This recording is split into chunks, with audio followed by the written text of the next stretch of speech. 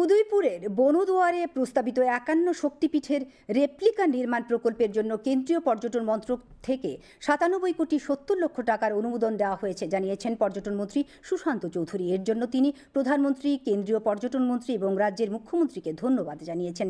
তিনি জানান, আগামী ২ বছরের মধ্যে রাজ্যের পর্যটনকে বিশ্ব দরবারে নিয়ে যাবেন। এটা একটা স্বপ্ন যে আমি ২ বছরের মধ্যে রাজ্যের পর্যটনটাকে একটা অন্য মাত্রায় নিয়ে যাওয়ার চেষ্টা আমরা করব এবং সে দিশায় একটা লং টার্ম পার্সপেক্টিভ নিয়ে সুদূর প্রসারী একটা পরিকল্পনা নিয়ে আমরা এগিয়ে যাচ্ছি।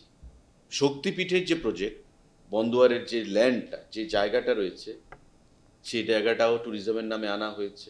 Government of India iconic project হিসাবে ডিপিআর বানিয়ে ১০০ কোটি টাকার প্রজেক্টের প্রপোজাল আমরা পাঠিয়েছি দিল্লিতে। আমাদের যে শক্তিপীঠ যেটা স্যাংশন পেয়েছে সেটার প্রপোজাল রেখেছিলাম।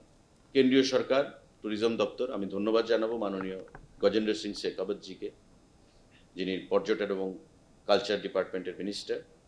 উনি তাতে সম্মতি দিয়েছেন।